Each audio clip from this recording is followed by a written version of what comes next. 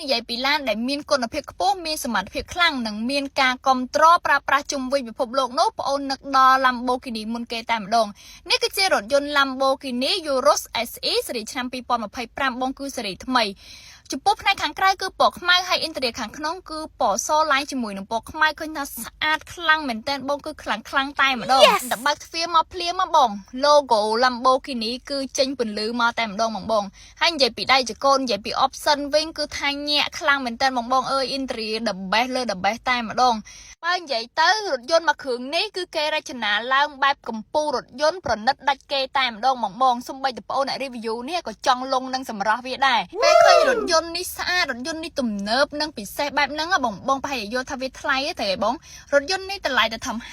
59,000ទេបងតម្លៃហ្នឹងគឺវាសមមែនតើដោយសារតែរថយន្តនេះស្អាតខ្លាំងមែនតើហើយពាក់ព័ន្ធទៅនឹងផ្នែកខាងក្រោយគេពាក់មកជាមួយនឹង screen ដុត2ហើយក៏អីគឺគេធ្វើរចនាឡើងបែបឆុងស្អាតប្លែកមែនតើបងសំបីតែទ្វារសំបីតែកៅអីផ្នែកខាងក្រោយនេះឃើញថាគេរចនាឡើងស្អាតប្រណិតដែលគ្មានពីរតែម្ដងបងហើយឥឡូវក៏លេខមកមើលផ្នែកខាងក្រោយវិញម្ដងផ្នែកខាងក្រោយវិញក៏លេខនិយាយដែរបងពាក់ព័ន្ធទៅនឹងចង្គៀងពាក់ព័ន្ធទៅនឹង logo ហើយកំពង់ស៊ីម៉ាំងអីគឺគេរចនាឡើងកាចអំណាចតែម្ដងបងគឺគ្រាន់តែឃើញរថយន្តនេះគឺខ្លាចតែម្ដងខ្លាចហ្នឹងមិនខ្លាចអីទេបងខ្លាចពីភាពប្រណិតរបស់វាអញ្ចឹងសម្រាប់បងដែលចាប់អារម្មណ៍ទៅលើរថយន្តមួយគ្រឿងនេះឬមួយក៏ចង់មកមើលផ្ទាល់បងអាចអញ្ជើញមកខាងក្រុមហ៊ុន Havon Auto មើលផ្ទាល់បានបងនៅ showroom បងអូនមានតែមួយគ្រឿងទេពណ៌ខ្មៅក្រឹបនេះអញ្ចឹងសម្រាប់ព័ត៌មានបន្ថែមបងអាចឆាតចូល page ឬមួយក៏អញ្ជើញមកមើលផ្ទាល់បានតម្លៃសមរម្យទេបងអរគុណច្រើន